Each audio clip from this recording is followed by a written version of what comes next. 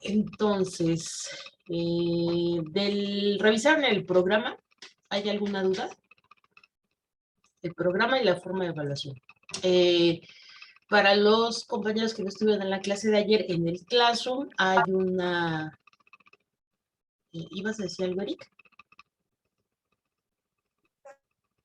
¿No? Para los compañeros que no estuvieron en la clase de ayer, en el Classroom hay una sección con el programa y la forma de evaluación para que lo revisen, así tienen dudas, lo vemos. Para los que están ahorita aquí en la sesión, ¿tienen alguna pregunta, alguna duda de esa parte? No, Ok, gracias. Entonces vamos a comenzar con el tema de hoy, que además es muy largo y podría ser aburrido, pero pues es necesario.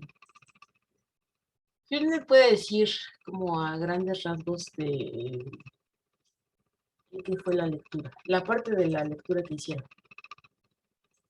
de manera general. ¿Así? Recuerden que hay un porcentaje de la calificación que es la asistencia, y la asistencia la registro con la participación. O sea, no es suficiente con que estén presentes en la sesión. Si no participan, no tienen asistencia, y si no tienen asistencia, pues ya ahí es una parte de su calificación.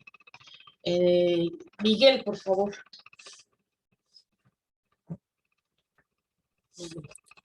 Bueno, pues perdón. Pues la lectura principalmente nos hablaba sobre esta definición que teníamos sobre la cartografía, cómo fue cambiando. Aparte se nos explicaba que esta lectura había sido como hecha como por notas por el autor, que pues obviamente era una parte importante porque la cartografía como nosotros la entendemos, no había tenido como gran relevancia para nosotros, ¿no? Sino que habían sido personas de otras naciones las que habían tenido una participación muy importante en cuanto a la cartografía. Y conforme iba avanzando, pues me supongo que este capítulo, esta lectura, se nos iban como que explicando algunos conceptos que se utilizaban en lo que era la cartografía, se nos desarrollaban de una manera muy sintética para que se pudieran entender muy rápido, y se siente como algo, pues sí, como algo muy sintético y muy específico. Eso era de lo que nos hablaba esta lectura. Gracias, Miguel. ¿Y por qué es importante la cartografía? Bueno, no sé si los que tienen la mano arriba quieren contestar, pero a partir de esta primera lectura de los ejemplos que vimos ayer con la representación de la incidencia delictiva en diferentes escalas, y con lo que ustedes ya vieron en la clase de herramientas, ¿por qué es importante estudiar cartografía en el contexto de los estudios socioterritoriales? Claro. Bueno, además, pues, ¿dónde más, verdad? ¿Por qué será importante la cartografía? ¿Qué aplicaciones puede tener? ¿Qué ejemplos ustedes pudieran pensar? ¿Quieres contestar, Jimena?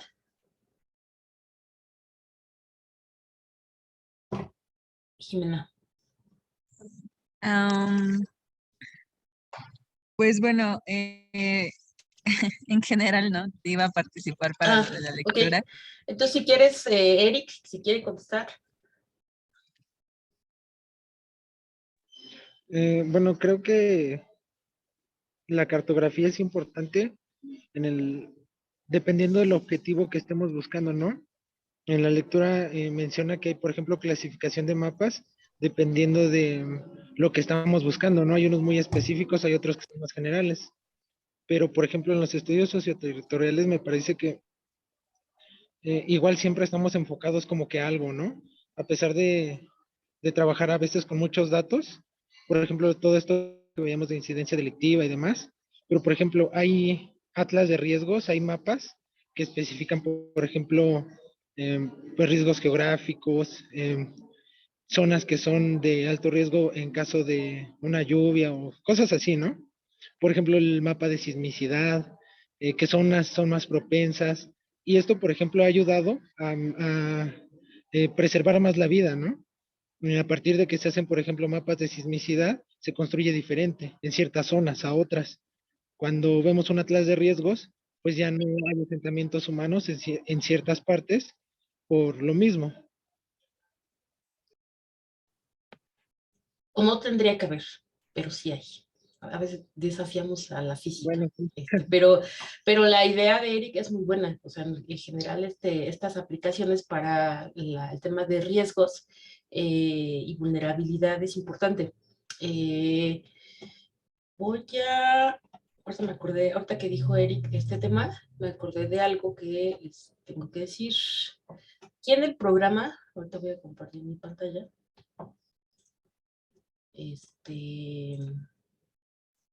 Aquí en el programa. Ya ven mi pantalla, ¿verdad? Sí.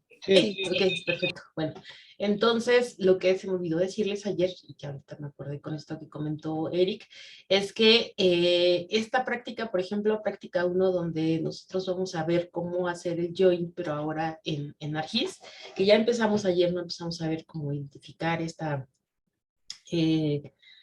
columna que es el campo llave en el Shape y esta misma que será en la tabla de Excel y que nos va a servir para hacer esta unión de las tablas, ¿no? Aquí lo vamos a hacer, bueno, todos lo vamos a hacer con el tema de población, ¿no? Población total, que fue la tabla que ayer empezaron y que en muchos casos ya terminaron de preparar. Pero para la práctica, la que ustedes me van a entregar a mí, pues no va a ser con ese tema, tiene que ser con otro tema y en otra escala. Entonces, para que vayan preparando sus datos, que puede ser que sea si les da tiempo ahí, o sea, en teoría les tendría que dar tiempo, pero si ustedes quisieran adelantar un poco, también pueden hacerlo. Entonces, la práctica que es para todos es población total por estado en el país. Pero ya saben que una regla en la vida es que el ejemplo es fácil y el ejercicio es difícil. No tanto, pero para que vayan preparando unos datos diferentes a los de población total por estado, y ustedes tendrán que preparar esa práctica para hacerla, o sea, para que vayan incluso pensando, y esto lo hago también para que ya vayan, a lo mejor si ya tienen pensado como un tema, que vayan explorando incluso para su proyecto terminal o ahora que elijan bloque de salida, si ustedes dicen, ¿sabes qué? Yo me quiero, como, digamos, especializar en temas de violencia de género. Entonces, para que todas sus prácticas las hagan a lo mejor sobre este tema de violencia de género, o alguien se quiere especializar en biodiversidad, ¿no? Entonces, todos sus mapas los va haciendo de biodiversidad. La cosa es que les dije que para las prácticas 6 a la 14, ustedes tenían que hacer un anexo cartográfico, ¿no? Un anexo técnico de cómo llegaron a ese mapa. Entonces, por ejemplo, en el mapa, no es cierto, no es de la práctica. Está todo mal mi programa, porque no es de la práctica 6, es de la 7, la de coropletas. Ok, bueno, entonces, a partir de esta práctica, vamos a hacer todos vamos a tener un mapa de coropletas igual, pero la que me tienen que entregar en realidad es un mapa de coropletas con un tema personal. Entonces, por ejemplo, Cari me dice, yo quiero de producción de setas por municipio en Michoacán. Entonces, bueno, ella buscará los datos de producción de setas por municipio en Michoacán. Y Mariana dice, bueno, una de las Marianas dice, yo quiero de consumo de agua en la Ciudad de México. Entonces ella buscará los temas de consumo de agua. Entonces es importante que ya vayan pensando, nada más así como súper grave, ¿no? Porque, o sea, si tienen ya, alguien dice, ¿sabes qué? Yo me quiero como especializar o me quiero ir al bloque de política. Y entonces a lo mejor para que ya los mapas que vayan haciendo los hagan de esa temática. La cosa es que no puede haber dos mapas iguales. Ni entre ustedes, ni con los que ya me entregaron en trimestres anteriores. No sé si de esto hay alguna duda. ¿no? Entonces, bueno, entonces para que ya vayan pensando para mañana de qué van a hacer su práctica. Aquí no me tienen que entregar anexo técnico, solamente a partir de la práctica 7 es el anexo técnico. Y aquí para esta, pues es buscar datos que puede ser por municipio, puede ser por AGEP, o puede ser por localidad, o podría ser también por estado, pero que no sea población, ni población total, ni población femenina y masculina, ¿no? O sea, que sea otro tema. Creo que alguien puso aquí algo en el chat. Ok, gracias Mariana. María Vania. Bueno, entonces si no hay duda de esto, pues nos vamos con la lectura. Entonces, ¿qué es la cartografía? No sé si alguien de los que tiene la mano arriba quiera participar. ¿Qué es la cartografía? Hay básicamente dos definiciones, ¿no? De cartografía. Yo, entonces, Adelante, Mariana. pues dice que primero la cartografía es el arte, ciencia y técnica de hacer mapas y el estudio de estos como documentos científicos y obras de arte. Después menciona que en septiembre de 1995 se adoptó una definición nueva, que dice que la cartografía es la disciplina que trata sobre la comprensión, producción, difusión y estudio de los mapas. Esas son las dos ¿Y definiciones. por qué dice que es un arte? La primera definición, ¿por qué dice que es un arte?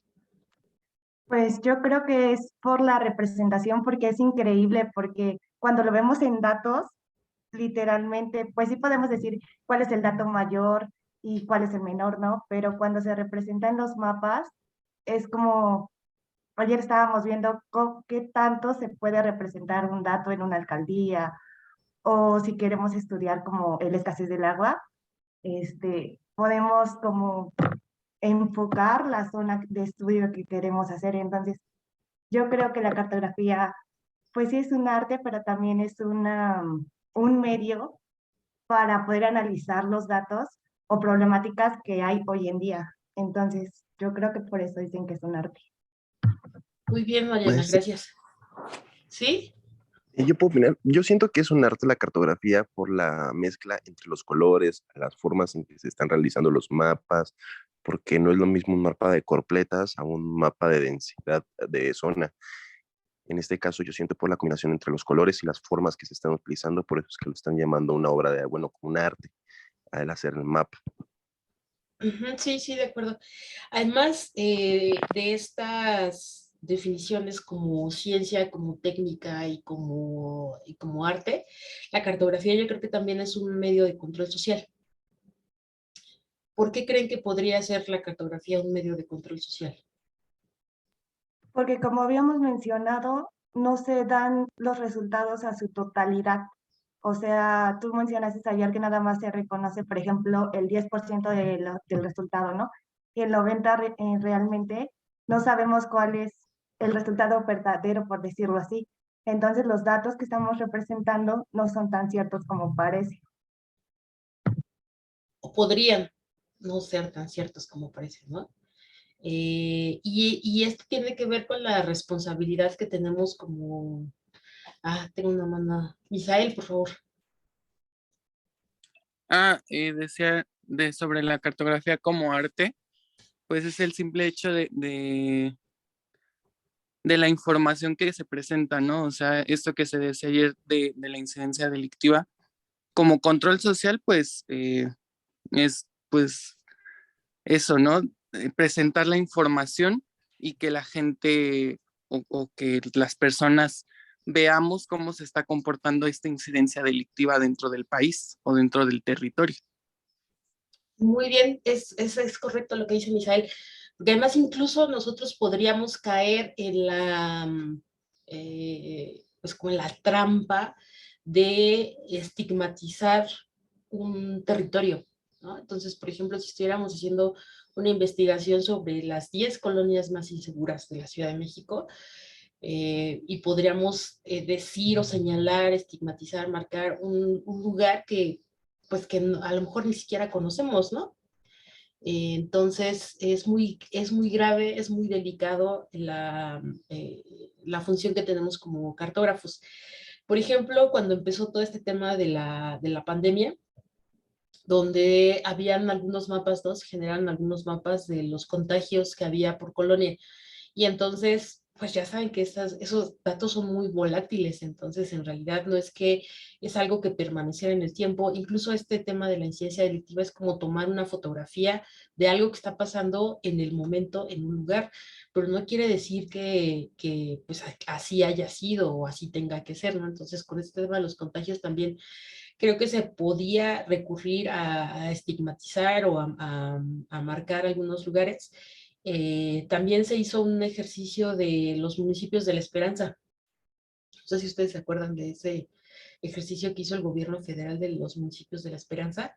Eh, entonces, pues se daba como esta falsa sensación de seguridad de que ese municipio probablemente no llegaría el virus, pero pues claro que llegó a todos los rincones del país, ¿no?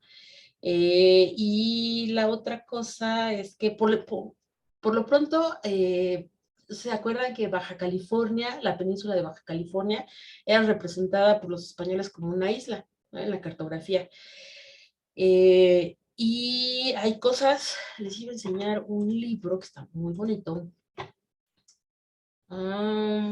Este, se llama, si alguien lo quiere, se lo paso, se llama el Atlas Fantasma, grandes mitos, mentiras y errores de los mapas. Y bueno, pues aquí vienen estas representaciones, ¿no? Sobre todo asociadas con la religión, y donde en ciertos mapas en algún momento, no sé, el territorio que no era conocido, pues se representaba eso como donde había fantasmas, donde había monstruos mitológicos, para que la gente no fuera, pero en realidad no es que hubiera ese tipo de monstruos, es que pues era algo que no se conocía. O la representación que se hacía de la dirección del viento con estos angelitos que soplaban, y entonces pues ahí, bueno, aquí se representa la salida del sol, ¿no? Pero había, no sé si han visto unos mapas donde hay unos angelitos que soplan y entonces, pues esa es la dirección de los vientos. Pero les iba a presentar un ejemplo de México, que de la isla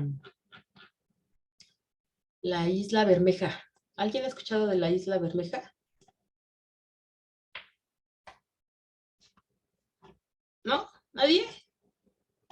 No, yo no. ¿No? Ah, está muy, pues, Perdón, aparte, yo había escuchado en algún momento que era como una isla fantasma, ¿no? Bueno, es lo que me acuerdo que una vez en una conversación salió, pero así bien, bien, ¿no? pues podría ser una isla fantasma, pero no, es una isla que, déjenme ir a la página 38.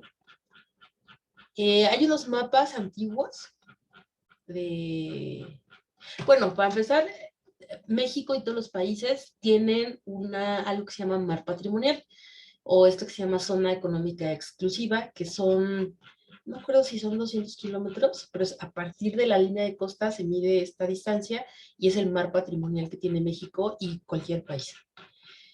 Déjenme llegar a la página 38, 27, ok. Entonces, hay algo que se llama hoyos de dona, que son, a ver si aquí viene una imagen, bueno, o sea, como coloquialmente se llama ojos de dona, ¿no? Entonces, aquí está, la Isla Bermeja, que también puede ser conocida como Isla Bermeja con V o con B. Este caso, pues es como de este libro me llamó la atención, porque es uno de los de México, pero hay de otros lugares que así son como mitológicos y tienen que ver mapas. Entonces, el derecho de mar es algo que es esto que les decía, pero hay algo que son como esto que llaman hoyos de dona, porque, a ver si tengo aquí, entonces puede ser que el mar patrimonial de Australia llegue hasta aquí, y si hubiera otro país aquí, pues su mar patrimonial llega hasta aquí, ¿no? Y entonces aquí hay unos lugares que no son ni de este país ni de este país. Y eso pasó entre Estados Unidos y México en el Golfo de México. Y adivinen qué hay en el Golfo de México. Petróleo, ¿no? Entonces empezó a haber ahí una disputa, estos hoyos de dona que decía, pues es que no es ni de México ni de Estados Unidos, y obviamente Estados Unidos trató de apropiarse, y entonces empezaron a hacer una investigación con cartografía histórica y encontraron que había mapas con registros de esta isla. Y si eso fuera verdad, o sea, si esta isla efectivamente hubiera existido, pues desde esa isla se vuelve a trazar este mar patrimonial, y entonces esos hoyos de Dona le pertenecerían a México, y por lo tanto el petróleo también le pertenecería a México. Pero ¿qué creen? Que desapareció. O sea, eso desapareció, y entonces hay ahí unas teorías conspiracionistas que dicen que la CIA, o sea, como que hundió la isla y o sea, desapareció, porque dicen, ¿cómo es posible que ahora vayan y, bueno, con los satélites, e incluso se hizo una expedición con el buque Justo Sierra de la UNAM para irla a buscar en los 90s? Sí, vamos a buscar la isla, o sea, tampoco debe ser muy difícil encontrar una isla en el Golfo de México, pero no la encontraron. Entonces, bueno, aquí hay algunos registros cartográficos. Este mapa es de, no sé de qué año es. Dice que apareció por primera vez en un mapa en 1539. Y está este mapa, este mapa dice a map de Estados Unidos en 1826, y ahí aparece la isla, ¿no? Aquí aparece esta, que sería esta, Isla Bermeja. Les decía que el buque de la UNAM fueron a buscarlo y no lo encontraron. Este es otro mapa. Este es un mapa francés ¿de qué año es? De 1809. Y también aparece, ¿no? Entonces ahí hay algunos académicos de la UNAM, del Instituto de Geografía de la UNAM, que se pusieron bien intensos porque dijeron que, o sea, porque sí, ¿cómo es que aparecían los mapas y después ya no existían, ¿no? Entonces, bueno, ahí la idea es que la desaparecieron. Las teorías les decía esto de la conspiración, la CIA, etcétera, ¿no? Y bueno, el libro está lleno como de estas historias. Y bueno, pues aquí sí es importante la existencia o no de esta isla, porque tiene que ver con la administración en este caso, el petróleo, ¿no? También hay un libro que se llama, no sé si ustedes en estadística leyeron un libro que se llama How to Lie with Statistics, y hay una versión de cartografía que se llama How to Lie with Maps, que tiene que ver con esto. Cuando lleguemos a cómo hacer los rangos o intervalos de clase en los mapas de coropletas, vamos a hacer un ejercicio para que vean que uno puede manipular los datos y entonces mostrar algo o no mostrarlo. Y entonces, si nosotros como cartógrafos, o bueno, como hacedores de mapas, decidimos poner algo en el mapa o no ponerlo, pues tenemos cierta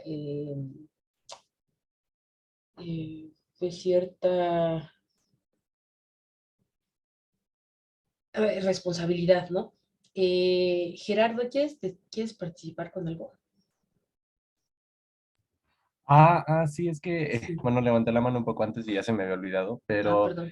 justamente también no sé si ya lo comentó alguno de mis compañeros porque se me trabó un poco en esa parte con respecto a lo de el control social por la cartografía, porque yo igual justamente pensé en algo así de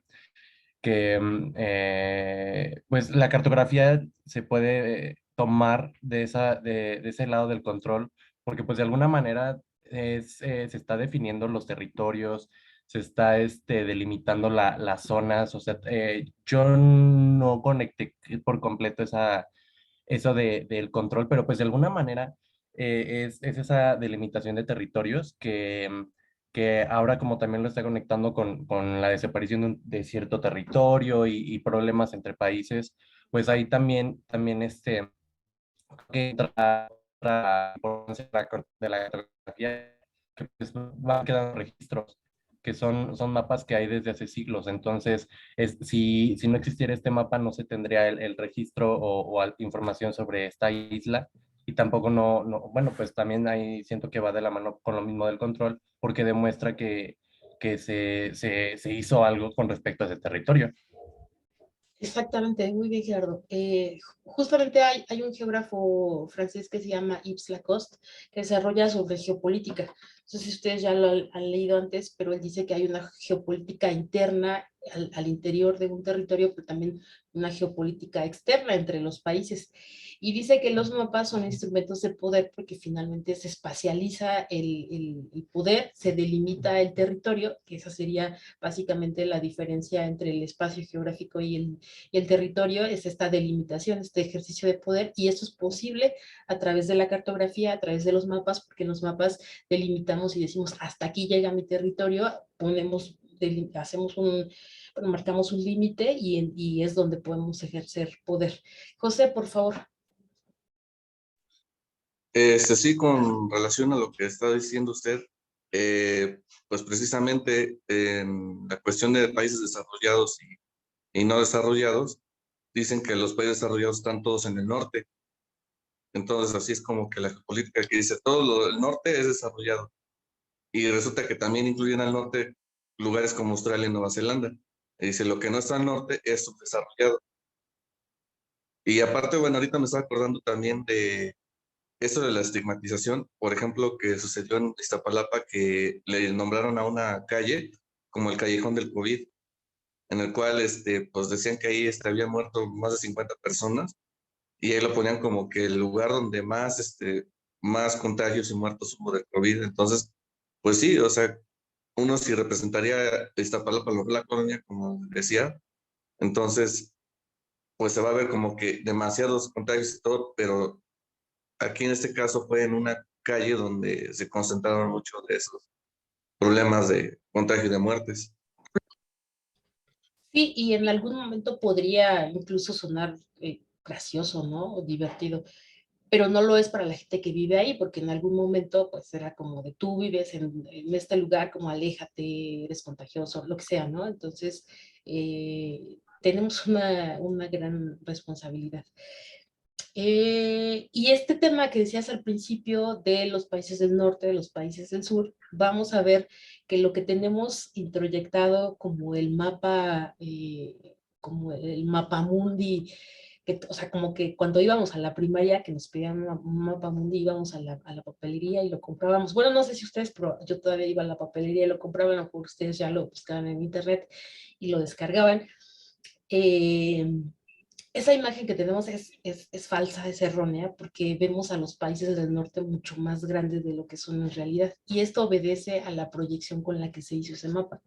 Entonces, desde ahí, o sea, desde ahí nos están mandando el falso mensaje de que Europa está al centro, es grande, etcétera, pero esto tiene que ver con quien ha manejado históricamente la cartografía. O quién nos dice por qué, o sea, por qué el norte está arriba y el sur está abajo. Es una convención, en realidad es que el planeta está en el espacio y no hay un arriba, no hay un abajo. O sea, en realidad estos mapas que vemos invertidos, donde Sudamérica está hacia arriba, hacia el norte, pues esa es otra forma de representación con la que a lo mejor no estamos tan familiarizados, ¿no? Pero eso pues es una convención. Alguien dijo que el Ecuador pasaba efectivamente por el Ecuador y el meridiano de Greenwich por el observatorio de Greenwich, pero pues no es una regla, no es que salgamos y veamos los meridianos y los paralelos, ¿no? Entonces, bueno, eso está más adelante. ¿Alguien tiene abierto su micrófono? ¿Quiere participar? ¿Qué es Jimena? Como que me agachaba o alzaba. Jimena. Ok. Así, bueno, si alguien quiere revisar un poco el libro, me dice, se lo paso. Ok, entonces ya vimos la definición de la cartografía, la importancia que tiene, que tenemos como hacedores de mapas, y después viene aquí las definiciones de algunos productos cartográficos. ¿Quién me dice qué es una carta? O qué se queda de la carta, las secciones, los modelos, los globos, y vamos a dejar al final los planos y los mapas.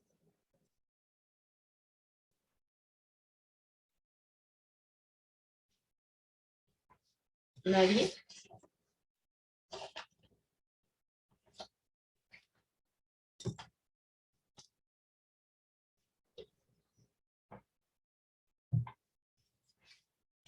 ¿Sí están ahí? ¿Sí me escuchan? Tiene información como especial sobre un tema, ¿no? ¿Quién es? Es que no veo quién es. Diego, Adelante, Diego. una carta pues puede enfocarse, no sé, como ahorita están diciendo eso de, pues, del COVID, Ajá. pues puede especializarse solo en una zona específica, como están diciendo esta zona de Iztapalapa. Ujú. Ya no O es un tan tema, a ¿no? fondo. También. Sí, Un tema puede ser una carta de uso de suelo, una carta hidrográfica, y en realidad ahí también la lectura lo que dice es que mucha de la tradición de la escuela cartográfica que en México tenemos viene de Francia. Y entonces en Francia les llaman cartas, pero en realidad sería como un sinónimo de mapa. Y si nosotros consultamos los mapas que están disponibles en el INEGI, vamos a ver que dice carta de uso de suelo, ay, no puedo salir, o dice carta de, por ejemplo, carta topográfica, ¿no? Miren aquí de INEGI, uso de suelo, si nosotros descargamos, dice conjunto, esta, por ejemplo, conjunto de datos vectoriales de uso de suelo y vegetación, escala 1 a 250,000, serie 5, conjunto nacional de Manzanillo. Voy a descargar esta que está en formato TIFF.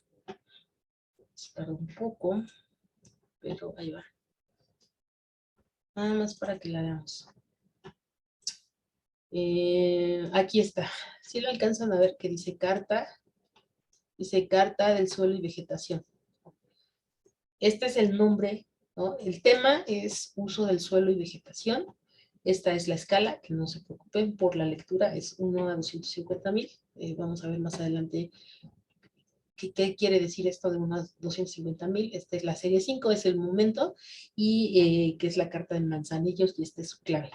Entonces, en realidad, la carta, como decía Diego, se refiere a un tema en específico, que en este caso es uso de suelo y vegetación. Aquí tenemos un índice. Esto quiere decir que esta carta, o sea, lo que podemos ver en esta carta, aquí estaría la bahía de Manzanillo. ¿Y esta cuál es? Punta Melaque y Punta Iguanas. Bueno, aquí tendríamos Manzanillo, y en este contexto, a nivel nacional, estaría aquí, ¿no? Entonces podemos ver las cartas que están a un lado, etcétera. No es cierto, esa no es Manzanillo, todo Manzanillo debe ser esta. Esta que está hasta arriba, porque punta... Es que pensé, no. No, sí está bien, punta Farallón. Bueno, perdón, me fui. Es que di el límite, y esto es Colima, y ya esto es Jalisco, ¿no? Entonces Manzanillo debe ser esto. Ok, entonces aquí podemos ver el índice y podemos ver las cartas que están a un lado, etcétera, y podemos ver esta carta en el contexto nacional. Entonces, efectivamente, esto tiene que ver con cómo la nombramos, pero es un tema en específico, etcétera. El siguiente producto cartográfico es el de las secciones, los modelos y los globos. ¿Quién lo puede resumir? Bueno, yo apunté sobre lo que leí, que no constituyen a representaciones pues gráficas ¿Sí? de lo que es la información geográfica, pero vista horizontalmente, y es sobre algún detalle de interés a lo largo de un cierto alineamiento o una escala relativamente, decía que reducida. Ok. Eso fue de las secciones, ¿no? O de los modelos. Jimena. De lo que dijo de las secciones. De las secciones, ok. Miguel, por favor. Bueno, pues en los modelos nos habla que, bueno, recuerdo que nos hablaba que eran como una representación en 3D, o sea, como algo que podíamos como ver como una maqueta o así, y que estaban hechas a menor escala, si no recuerdo mal. Eso ahorita de menor o mayor escala, si quieren, resérvenlo porque lo vamos a ver en otro momento, pero está bien, muy bien. La otra representación, muy bien, Miguel, gracias. La otra representación es como un globo, ¿no? Que son estas representaciones ideales pues de toda la Tierra, ¿no? Y luego viene como que el importante, la definición importante, que son los mapas, que son el motivo de esta disciplina, y los planos. Y bueno, yo aquí agregué a los croquis, porque también son, yo creo que un producto cartográfico importante. Entonces, ¿quién me dice la definición de mapa? Que finalmente es pues, nuestro objeto de estudio, ¿no?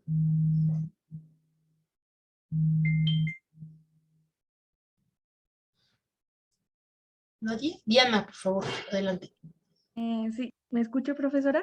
Sí, sí. Los mapas son documentos de información gráfica relativa a toda una parte de una superficie, puede ser real o ideal, que contiene información seleccionada, generalizada y simbolizada sobre una cierta distribución espacial de un área grande, usualmente la superficie terrestre. La información puede ser de carácter general y se presenta en escalas relativamente reducidas. Muy bien, Diana. ¿Y qué quiere decir que un mapa sea generalizado y simbolizado? ¿O qué te imaginas? Puede ser que generalizado puede ser que la información sea para todo público, para que pueda ser entendible, y simbolizado que tiene, pues, por ejemplo, luego hay mapas que hay como símbolos, ¿no? Un circulito significa esto, un triangulito esto, para que sea más entendible al público que va a llegar. Sí. Imagínate que salimos a la calle y vemos eso que llaman realidad, que está en 3 dimensiones. Y lo primero que queremos hacer es llevar esa realidad que está en 3 dimensiones a una representación bidimensional, es decir, en 2 dimensiones en un plano, en un papel. Y necesitamos generalizarla, es decir, no vamos a poner todos los elementos, o sea, si hay un árbol, si hay un camino, si no lo vamos a poner todo aquí en el papel, vamos a generalizar y vamos a poner solo los elementos que nosotros creamos más importantes. A eso se refiere la generalización, y la simbolización se refiere a esto que decías, que podemos representar un río con una línea, podemos representar triángulos, bueno, figuras geométricas para representar los objetos que están en la superficie terrestre. Muy bien, creo que Miguel se había, no, o quién, no es cierto, era Gerardo, ¿ah? Gerardo, habías levantado la mano, ¿quieres decir algo? Sí, bueno, es que justamente lo que había pensado era que uno general, bueno, lo que yo pensé es más como el simple mapa, o sea, como nada más la representación como del territorio o algo así, y ya especificada, bueno, sí, con especificaciones, pues como mencionaba mi compañera, con simbología o por ejemplo, cuando hemos hecho mapas de algún, pues sí, como por, no sé, de salud o de escuelas que tienen cierto logo para identificarlo, o con algún color o algo así, o sea, que tenga como algún tema en específico para identificar las diferencias dentro de cierto territorio. Muy bien, Gerardo. Yo creo que estas dos ideas, me parece que las 2 definiciones más importantes de esta lectura hasta este momento son el de la cartografía como disciplina que puede tener estas 3 características como técnica, como arte, y ¿cuál era la otra? Técnica, arte, ya se me olvidó. No sé si ustedes... Ciencia. Como ciencia. Yo creo que no es una ciencia, yo creo que es una disciplina científica, pero gracias. No sé si a alguien de ustedes ya les dio COVID últimamente, a mí me dio hace como, no salí hace como 15 días, pero ahora siento que se me va la onda y como que se me olvidan las palabras así como en el momento. No sé si a alguien de ustedes también le ha pasado, pues si de repente me pasa eso de que, bueno, a veces también me voy y pienso así otras cosas y incluso les platico otras cosas, eso es normal en mí, pero ahora siento que se me van como los términos o las palabras, ¿no? Pero bueno, les decía que hasta ahora y yo creo que puedo identificar estas dos definiciones que me parecen importantes, el de la cartografía como disciplina que se encarga del estudio de los mapas y a los mapas como estos documentos gráficos y que son gráficos, que sean gráficos quiere decir que son representados en dos dimensiones en un plano, bueno, eso en un plano bidimensional, que son a escala, generalizados, simbolizados y que podemos hacer mediciones sobre ellos, ¿no? Entonces, ¿y cuál sería la diferencia con un plano? Porque cuando nosotros trabajamos de manera multidisciplinaria, vamos a trabajar con ingenieros, con arquitectos, etcétera, y ellos generalmente a todo le llaman plano, pero no todo es un plano. Mariana, por favor. ¿Sí me escucha? Sí. Bueno, los planos son a escalas más grandes y los mapas son a escalas más pequeñas. También los planos cubren áreas reducidas y los mapas, al contrario, cubren áreas grandes. Los planos toman en cuenta la curvatura terrestre y los mapas no. Los planos, como son a escalas más grandes, contienen información específica y los mapas contienen información general. Y en los planos hay una administración simple y en los mapas requiere de un sistema complejo de administración. Eso fue porque lo hizo alguien que trabaja en INEGI y bueno, tenía que decir que lo que ellos hacen es muy importante. Pero bueno, sí lo es. Nada más, muy bien, Mariana, solamente hubo un punto en el que lo dijiste al revés. En los mapas sí se considera la curvatura de la Tierra porque eso hacemos un mapa de una extensión grande y cuando hacemos un plano lo hacemos de una extensión pequeña y entonces la curvatura de la Tierra no interfiere. Todo lo demás estuvo muy bien. Esto de la escala grande o la escala pequeña también no se preocupe, lo vamos a ir viendo con más calmita, pero hasta ahora de esto que nos dijo Mariana, yo lo relaciono con que por ejemplo, un plano arquitectónico de nuestra casa o un edificio o de un lugar pequeño, pues eso es a partir de un plano y ya cuando lo hacemos de una colonia, de un estado, de un municipio, pues eso ya es un mapa. Entonces, yo lo relaciono mucho más con las dimensiones. Muy bien, ¿hasta aquí hay alguna duda? ¿No?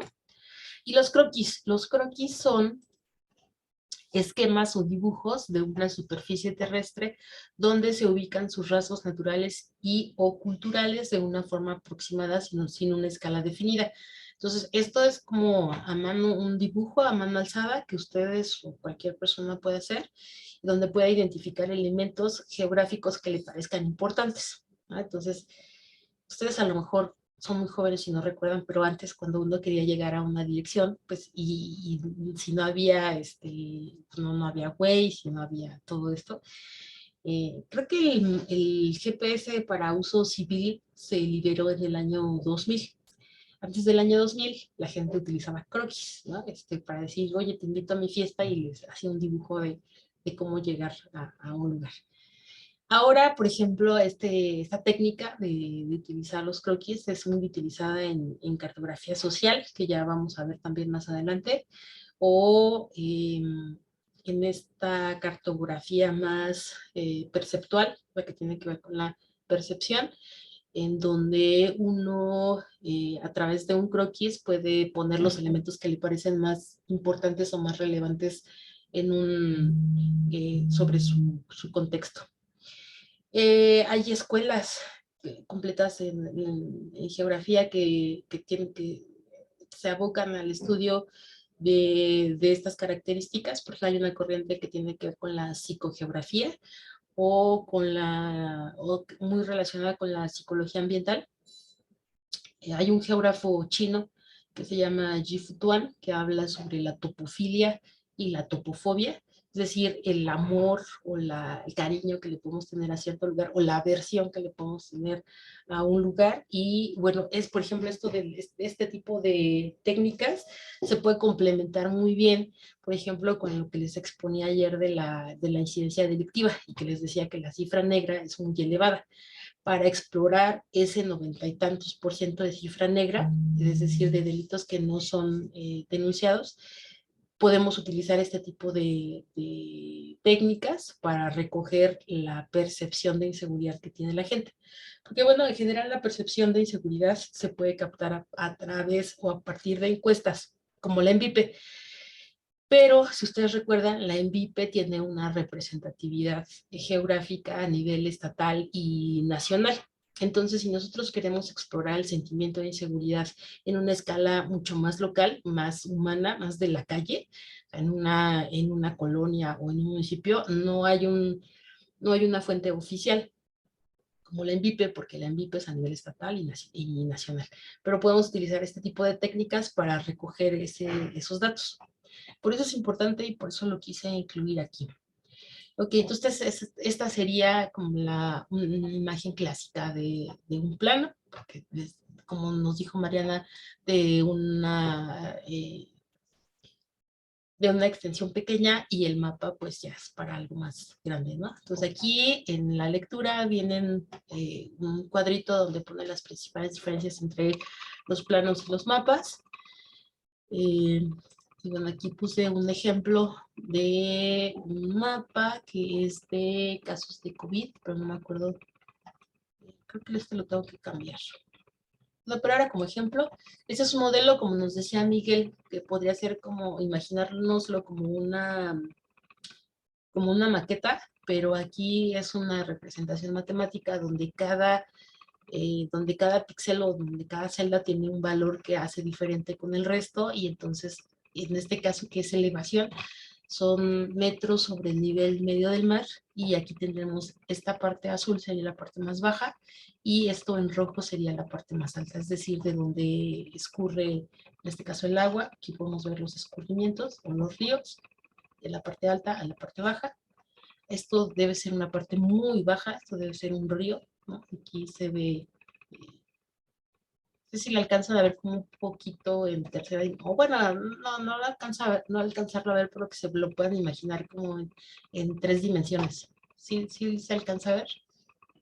Esto como parte más alta y esto como parte más baja. ¿O no? ¿Sí o no? Sí, profesora. ¿Sí? Ok. Bueno, después de aquí vienen las etapas del quehacer cartográfico como un proceso. Y ¿quién me puede hablar de este esquema? Y dar como una explicación muy general de este esquema. ¿Y por qué será importante para nosotros?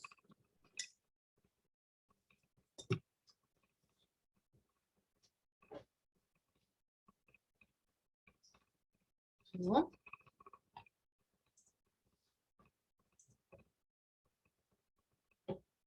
Paulina. Pues es Ya, una... alguien. ¿Quién es? perdón, Salvador. Adelante, Salvador. Es que prácticamente yo lo entendí como una metodología para la elaboración de mapas, donde por ejemplo cada parte de los recuadritos que están en gris implica un proceso que se va consecutivamente para poder llegar a un mapa, digamos, objetivo, claro y que sea interpretable no solo para nosotros, sino también para los usuarios o las personas de las que estamos interesados que sepan. ¿Y qué me puedes decir como de las etapas? Bueno, pues obviamente en planeación es sobre qué vamos a hacer el mapa, de qué manera vamos a obtener los datos y todo lo que vamos a ocupar. Pues en producción, pues sería como una vez que ya hemos tenido los datos, pues vamos a tratar de procesarlos, de cómo vamos a incluirlos en el mapa, cómo los vamos a representar. Por eso ahí está la parte de compilación de datos, la edición, de qué manera se va a elaborar el mapa y cómo lo vamos a hacer, que sería en la reproducción. O sea, ya que tenemos los datos, cómo lo vamos a pasar o lo vamos a reproducir en mapa. Creo que sería después posterior la evaluación de si están bien los datos o si son objetivos, claros, y de no ser así, pues en una retroalimentación. O sea, ¿qué podemos agregar? ¿Qué podemos quitar? Inclusive si nos faltó algún otro dato, cosas así, para que pues obviamente pueda ser usado por, como había dicho desde el principio, no solo por nosotros mismos, sino por el público en general o por quienes nosotros estamos interesados en que sepan. Ajá, muy bien, Salvador, exactamente, justo así. Y esto se puede, pues este proceso lo podemos aplicar para una producción en masa gigante como una institución como el INEGI, que es quien hizo esta lectura, alguien que trabaja ahí, como un manual de capacitación interna, pero también como de manera personal también podemos aplicar esta evaluación del proceso, porque en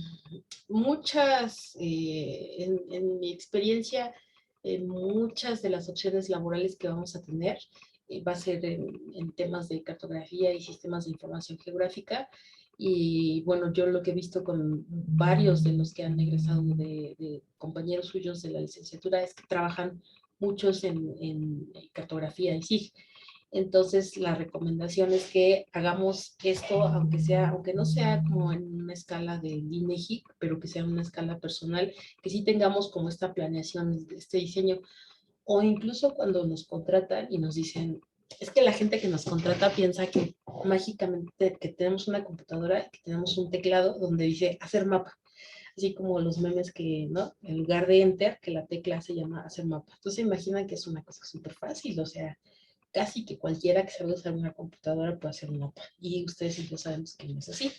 Pero bueno, la cosa es que el diseño, ¿no? O sea, por ejemplo, en el diseño, los contratan o nos contratan para hacer un mapa para un artículo, para un libro, para una tesis, para lo que sea, ¿no? Y entonces nosotros hacemos nuestro mapa y lo entregamos y luego pues resulta que no, o sea, que no, que lo tenemos que modificar porque era en blanco y negro. Generalmente la publicación de libros que son a colores, que son a color, es muy caro. Entonces, generalmente los mapas que van para un libro se tienen que diseñar para que sean en blanco y negro. Pues ustedes saben que hacer un mapa, eso debería ser un ejercicio, hacer un mapa en blanco y negro, porque no es tan fácil como hacerlo en color y luego pasarlo a escala de grises. No es tan sencillo porque nuestro ojo no es capaz de identificar tantas escalas o tantos tonos de gris. Podemos identificar algunos, pero no muchos. Y entonces ya no fue tan fácil como picar una tecla de nuestro teclado que dice hacer un mapa.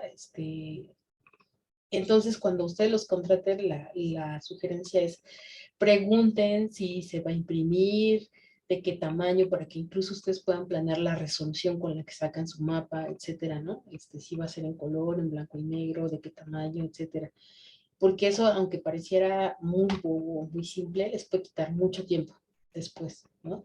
Entonces, en general, la recomendación es que apliquen este esquemita, este procedimiento, aunque sea de manera personal.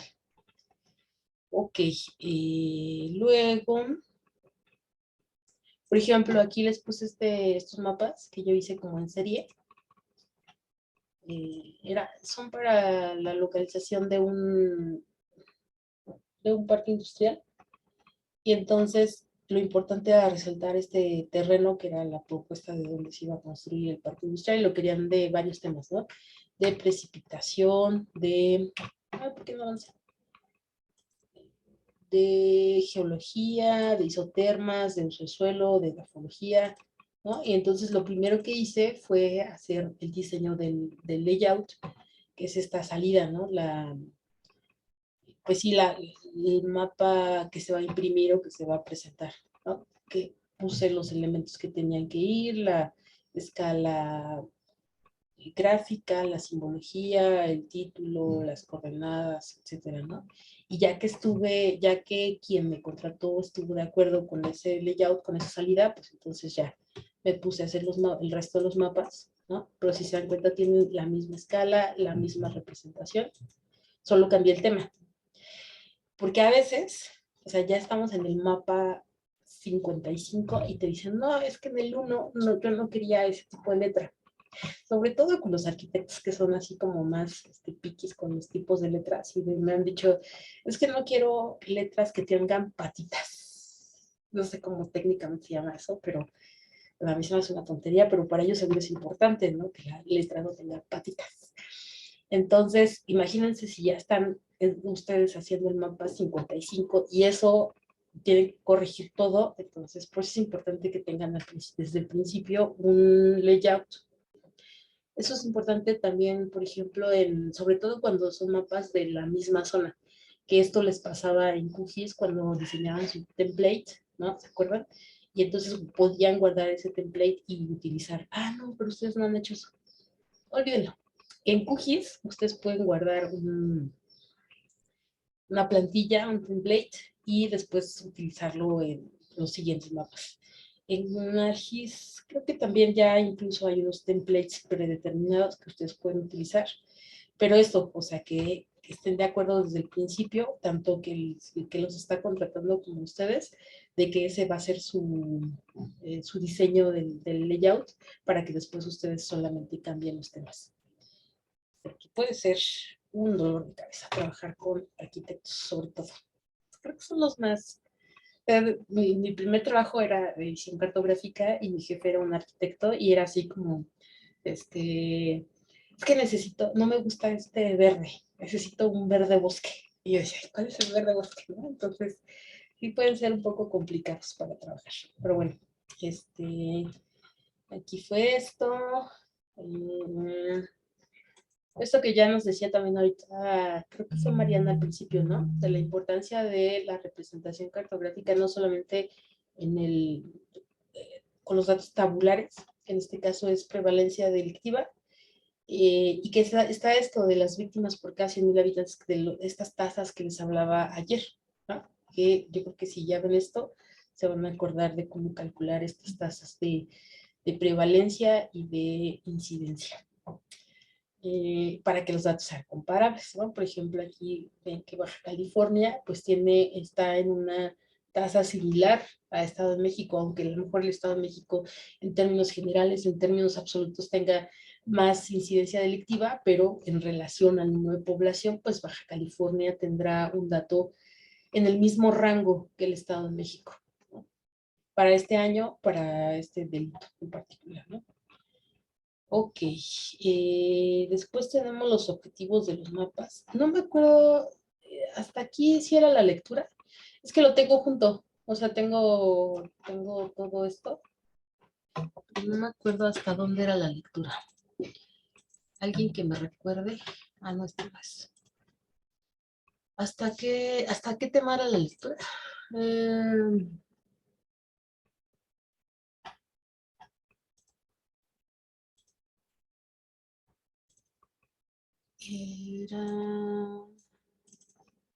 ¿Hasta qué tema era? No se acuerda.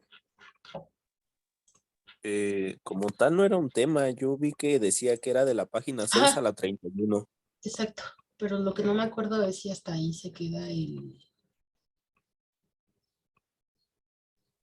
No, creo que sigue un poco todavía más sigue. todavía. Ajá, Es hasta la vista vertical, Coco.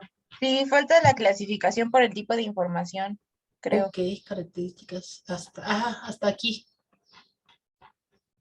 La clasificación de los mapas generales y especiales. Ok. Adecuado.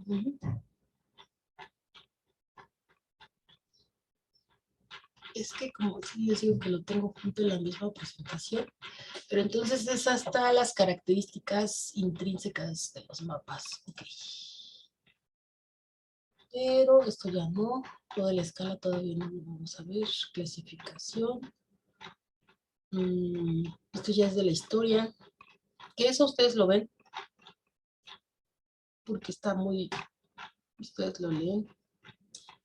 Información física. Esto es lo que vamos a ver mañana. No mañana, no, la próxima semana. Fuentes de información todavía no.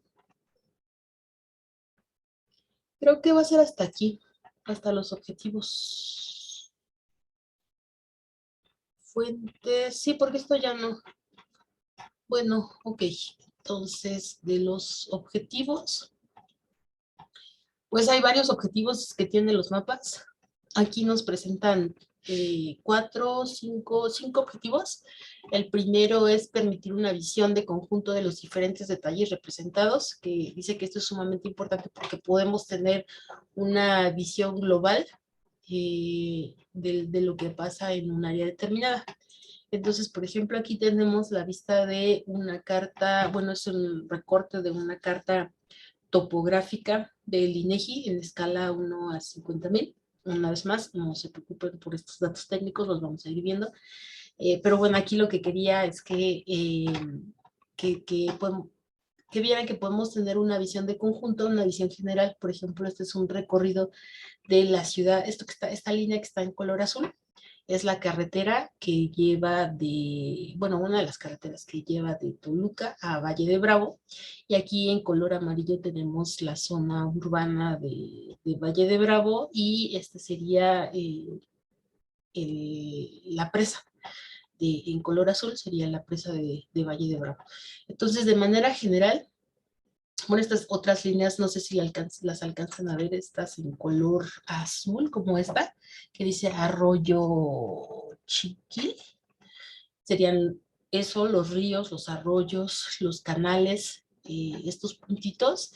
Antes se podían representar así las viviendas, ¿no? Cuando no era una zona urbana consolidada, estas eran casas así dispersas, ¿no? Ahora pues es mucho más difícil. Esta edición de la carta debe ser viejita porque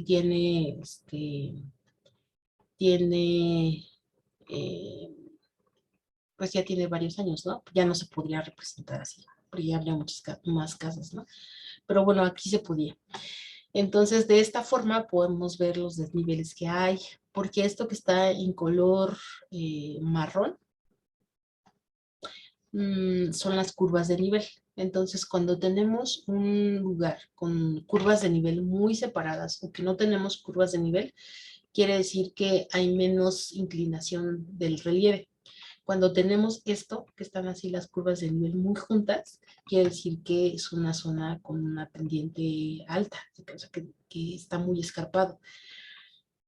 ¿Por qué? Porque cada línea, así que aquí por ejemplo me representa la curva de nivel 2300, eso quiere decir que la altitud en ese lugar sobre el nivel medio del mar es de 2300 metros sobre el nivel medio del mar.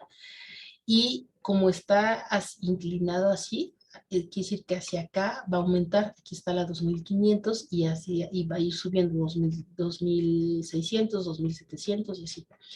Entonces, si tenemos un lugar con mucha diferencia en altitud, va a estar pues más escarpado. Luego vamos a tener por ejemplo, centros de culto no católicos y grado de marginalidad por AGEP en el área conurbada de Guadalajara en el año 2000.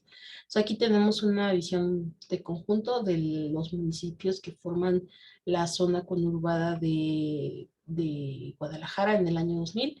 Y aquí tenemos el grado de marginalidad, que va desde muy bajo a muy alto. Es muy alto en la periferia y más bajo al interior, al centro de la ciudad. Y estos puntos, que serían los grupos religiosos no católicos, ¿no? Estos en color azul. Vamos a identificar estos otros elementos como la rosa de los vientos y la escala gráfica. Entonces podemos empezar a hacer relaciones entre la distribución de estas zonas, entre estas AGEPs y este grado de marginalidad y su posición respecto a la ciudad, ¿no? Entonces en la periferia a lo mejor vamos a encontrar más la presencia de estos grupos no católicos más que en el centro, ¿no? Por ejemplo, y podemos empezar a hacer inferencias, podemos empezar a sacar conclusiones. El siguiente objetivo de los mapas es permitir un conocimiento generalizado del área representada en términos de su ubicación y los detalles de información contenidos. Podemos hacer asociaciones, como esto que empezábamos a ver, si hay, o sea, si podemos relacionar la marginación con la presencia o no de estos centros de culto, y hacer relaciones con el tipo de de relieve y la presencia o no de áreas cultivadas, o en general de los usos de suelo, y su relación con la producción económica, ¿no? Con las corrientes del suelo, si hay, se puede relacionar con la erosión del suelo, con el tipo de cultivos, etcétera. Podemos también el conocimiento de la distribución espacial de los diferentes detalles representados, en los que deben estar lógicamente relacionados, ¿no? Y pues esto nos va a permitir hacer conclusiones. Y finalmente podemos hacer medidas sobre el mapa. Y vamos a ver que vamos a poder hacer medidas sobre todo de 3 tipos: de distancias, de ángulos y de superficies. Y esto va a estar relacionado con el tipo de proyección con la que estemos utilizando. No en todas las proyecciones cartográficas vamos a poder hacer estas 3 medidas, va a depender del tipo de proyección con la que estemos trabajando. Y yo creo que hasta aquí vamos a dejar para lo que sigue, que será esto. Entonces, no sé si hasta aquí haya alguna duda o comentario.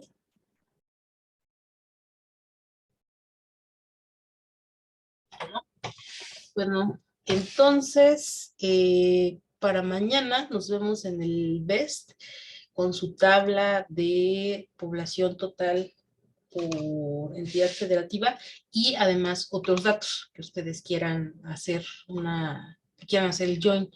El objetivo, no pierdan de vista el objetivo de la práctica. El objetivo de la práctica, esta será el join. Entonces vamos a o sea, ustedes tienen que llevar otros datos que no sean de población por entidad para que puedan hacer su práctica de join. Nos vemos mañana. Y ahorita modifico el programa para avisarles que ya no va a haber cuestionarios, que van a ser controles de lectura. Y entonces para que a partir de la siguiente sesión donde tengamos exposición teórica, pues sea con su reporte de lectura previo. Mariana, no, Jimena, creo que no está Jimena, me mandó su... No está. Pero bueno, a ella le escribo por correo. Entonces... Estoy, profesora. Ah. Es que me está sacando desde mi teléfono, pero sí, y ya después me di cuenta que no teníamos que entregar nada. Entonces... Pues sí, está bien, María. Es Jimena. Entonces nos vemos mañana a las 8, por favor. Bueno, acuérdense que comenzamos 8:05, pero traten de llegar a tiempo porque, pues para que nos dé tiempo de terminar la práctica completa.